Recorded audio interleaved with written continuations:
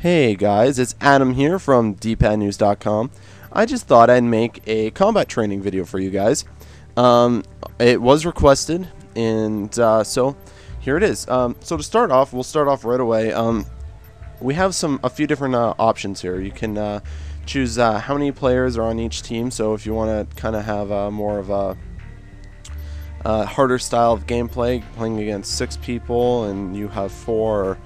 Or you can work around that. There's difficulty. Mine's going to be a little harder.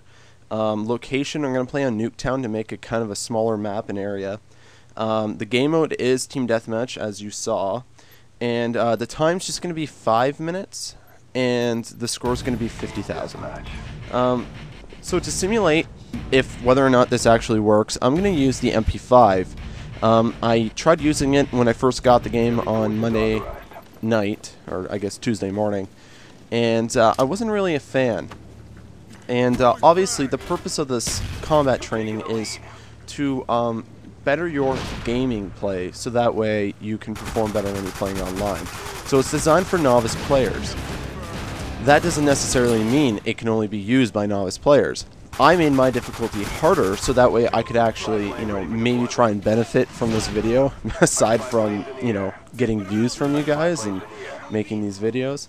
So, that way you don't see me just running around and killing everybody. This actually presents me with perhaps some sort of a challenge to make it feel like I'm actually playing against real people. And I think that's a great thing to have in terms of for novice players, because it's sometimes harder to come in and just pick up a game and understand how to play, especially if you're trying to target younger players, but also older adults. Obviously, not everybody can just kind of pick it up and know how to play, and I think this can even benefit players who normally aren't as well as they think they should be. And as you can see here, I'm using the RC car. I'm not very good with it, as you could see, but I got that in the care package. The other thing I wanted to say here is playing against these sims, or these computers, it actually felt like I was playing against real people. I have to say that that's quite well. I'm quite happy with Treyarch in doing that. Like here, you're gonna see I got killed. Now, like, that's what this is supposed to be. You're supposed to better yourself, and you can't do that if it feels like you're just kind of playing against a computer who's programmed to do, so much.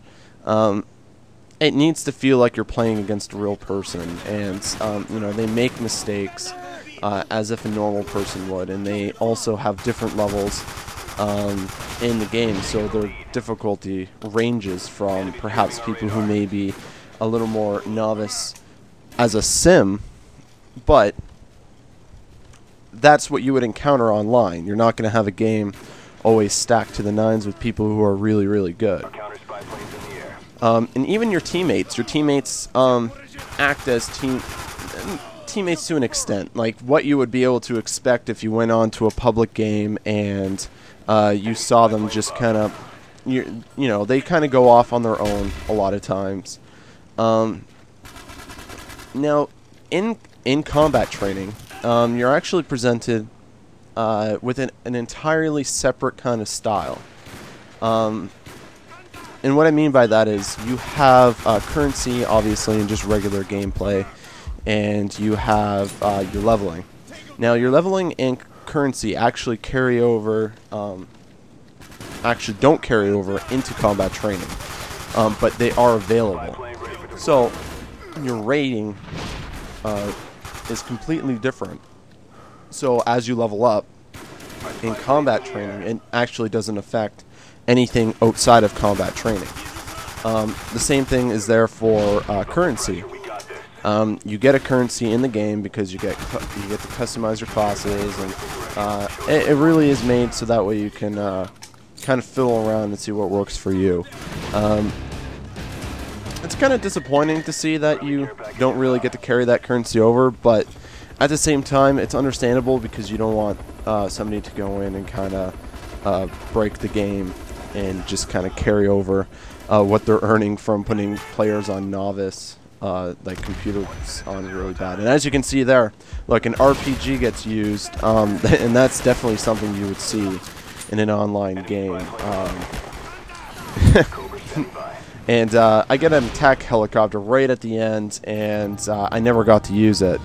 But yeah, so I think overall combat training is quite useful. I think it could be really good for any player, even if you're not good, say, with one weapon like I was with the MP5. Now, after even playing just that one game, I feel a little more confident using the MP5, and now I can carry that over and start using it in actual online playing. Anyways, guys, I'm signing off. I'm Adam. I'll see you later.